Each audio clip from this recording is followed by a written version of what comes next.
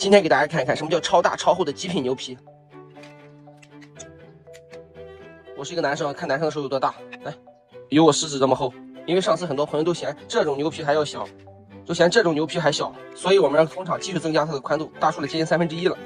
就这样的牛皮更适合100来斤、60、70斤、50、60斤的大狗吃。为什么很多养狗狗的朋友都谈皮色变，不敢让狗狗吃牛皮？无非就是怕吃到最后剩的这么一点点，狗子全部都吃下去，然后造成了卡阻或者是超级的不消化。我在养狗过程中呢，发现煮熟以后再风干，它更好消化。我是有数据支撑的，大家请看屏幕。市面上普通的牛皮是什么样？咱们看一看，对不对？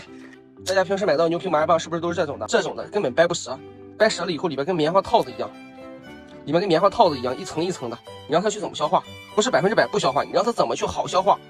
这种牛皮是怎么回事？它是生牛皮，切割条以后直接烘干的，80、90度烘干的。而我这种呢，是切完条以后煮熟，然后再进行烘干，这有区别。